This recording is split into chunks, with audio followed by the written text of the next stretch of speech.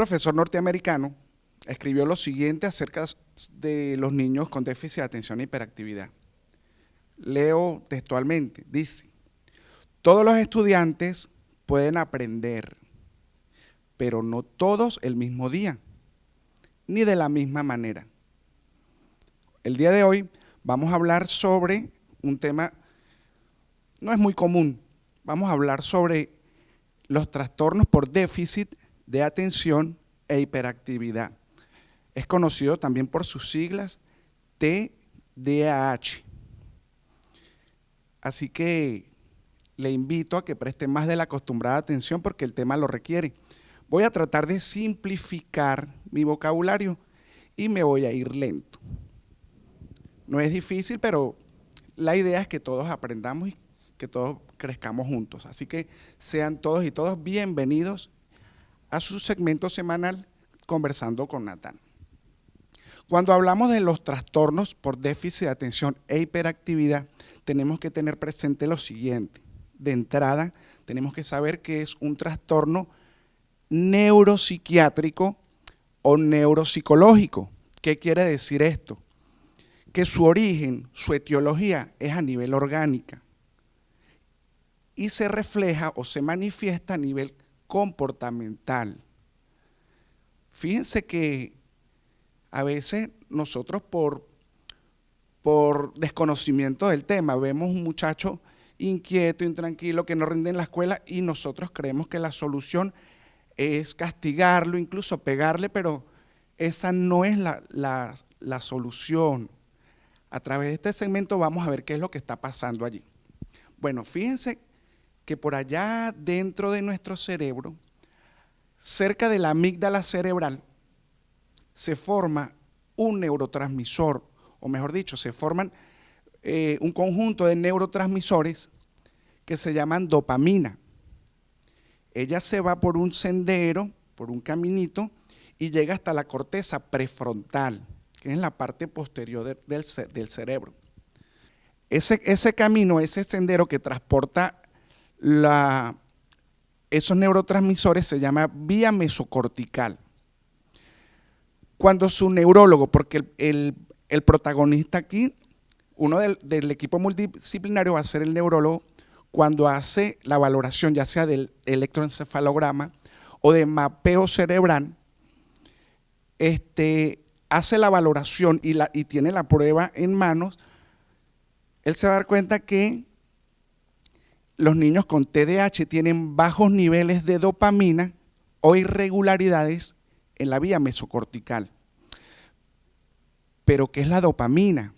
Bueno, la dopamina es el neurotransmisor más importante del sistema nervioso y tiene como función hacer que la persona tenga o ejecute actividades motoras de manera adecuada y también tiene que ver con ese sistema de afectividad.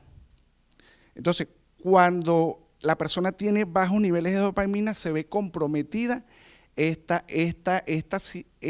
ejecución o este sistema de recompensa o ejecución que tiene que ver con la planificación, con la memoria de trabajo. Estas personas no registran información, no porque tengan una discapacidad intelectual, no, sino porque hay mucho exceso de actividad.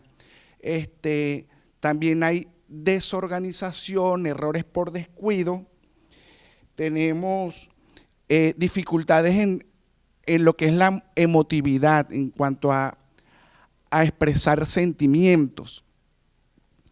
Ahora bien, los TDAH se subdividen en 3 facetas o 3 etapas. Primero, déficit de atención. Acuérdese que es posible que un niño esté sentado toda una mañana y tenga la atención dispersa. No necesariamente tiene que ser hiperactivo. Aprendamos este vocabulario. Su atención y su concentración es lábil. ¿Qué quiere decir lábil? Algo inestable, algo disperso, y eso puede ser aplicado a cualquier contexto. Por ejemplo, si usted escucha Natán Rodríguez tiene la habilidad emocional, es porque Natán es inestable a nivel emocional. En este caso estamos hablando de atención y concentración. Entonces vemos que en esta primera faceta el niño tiene dificultades para socializar, tiene bajo rendimiento escolar porque él puede estar sentado viendo a la maestra dar la clase, pero él está, como dicen allí, él está en cuerpo, pero su atención está en otro lado. También vamos a ver que la parte de la autoestima se ve comprometida. Como segunda faceta, vamos a ver lo que es la hiperactividad. Vamos a ver que esos niños que son intranquilos, niños con reacciones exageradas y niños que no tienen esa capacidad de controlarse. La tercera faceta sería la combinación de los dos, porque en la mayoría de los casos el déficit de atención y la hiperactividad se fusionan. Por eso el nombre del trastorno es combinado, déficit de atención, y ahí está el conectivo, e hiperactividad. ¿Por qué sucede esto? Recuerden, en programas anteriores hablamos de la anamnesis, donde se recoge información a través de una entrevista a la madre del niño, recogemos información prenatal, perinatal y postnatal. Es posible que la madre haya tenido infecciones, traumatismo cráneoencefálico o ingesta de droga, ingesta de alcohol. Lo cierto es que cualquier antecedente que pueda ocasionar un tipo de organicidad y después salga allí reflejado en el mapeo cerebral que haga el neurólogo. Fíjense lo siguiente, como la persona no tiene esa capacidad de recibir instrucciones, entonces la persona tiende a posponer las actividades que tiene que hacer, a postergarlas o a sustituirlas por otras más simples, y a esto se le llama, note la palabra porque estamos aprendiendo, esto se le llama procrastinación.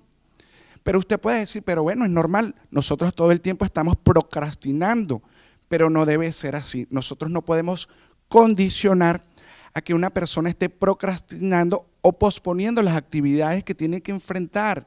Nosotros tenemos que desde pequeñitos enseñar a nuestros niños que por muy colosal que parezca cierta actividad, cierta situación, hay que enfrentarla y tratar de resolverla. No podemos estar procrastinando.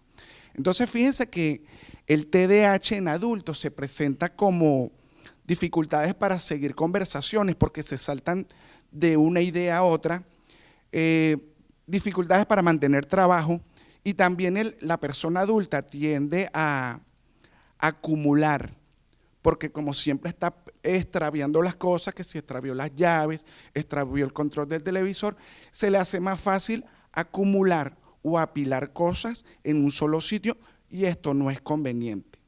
Ahora, antes de ese diagnóstico, o mejor dicho, simultáneamente en ese proceso de diagnóstico, es importante que el niño sea evaluado de manera holística. ¿Qué es eso? A nivel general. Entonces, es importante hacer una buena valoración visual, auditiva. Es importante descartar problemas de tiroides, ese desorden hormonal. Es importante también descartar problemas del sueño, estrés, lo que tiene que ver con el síndrome de burnout. ¿Qué es el síndrome de burnout? Es el síndrome del trabajador quemado o del estudiante quemado. Se sobreexigen tanto que caen en estrés. Es importante también descartar, óigase bien, que el niño tenga trastornos del espectro autista. Se conocen sus siglas como niños TEA. ¿Por qué? Porque tienen manifestaciones similares, pero las causas son diferentes. El niño con trastorno espectro autista no lee a la persona porque no la entiende, mientras que el TDAH no la lee porque su atención está dispersa.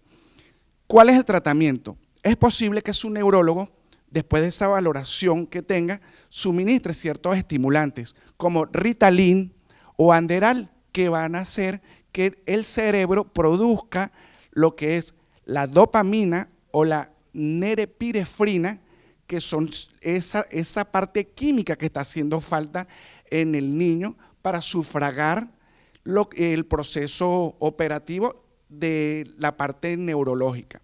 Nosotros en la parte en casa, ¿qué es lo que podemos hacer? Sabiendo que estos medicamentos pueden tener efectos secundarios que pueden traer náuseas, dolor de cabeza, desequilibrio en la parte de alimenticia.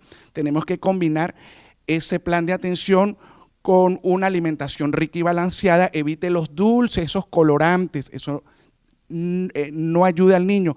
Limite el uso de pantallas, aunque no ocasiona TDAH, no ayuda en gran manera y sí lo empeora.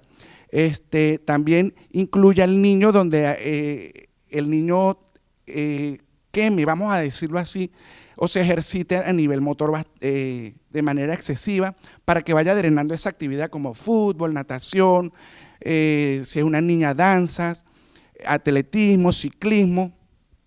Si a usted un niño regular le da un rompecabezas, a este niño con TDAH, dele 2 más. Recuerdo que un psiquiatra me decía, que me dio clase de psicopatología, decía que el café descafeinado al hiperactivo y al hipoactivo los nivelaban. Es importante asociar las actividades con un reloj. ¿Cómo? En la mañana cuando la persona salga, haga una lista de las actividades que tiene que hacer, pero acuérdese, y que valga la redundancia, que a la persona se le olvida que eso que tiene que hacer se le olvida. Entonces, cada actividad tiene que relacionarla con un reloj despertador. Cuando suene la alarma, la persona tiene que acordarse y revisar la lista. Entonces, vamos a hacer eso, vamos a utilizar la técnica Pomodoro, trabaje por secciones de 25 minutos y descanse 5. Después de 4 ciclos, descanse media hora. Bueno, amigas, el tiempo en televisión pasa rápido. Esto me da piso a mí porque hay que trabajar con modificación de conducta en programas posteriores, enseñarles a hacer esos programas de técnicas de modificación de conducta que van a servir para mantener, incrementar o disminuir conductas adversivas.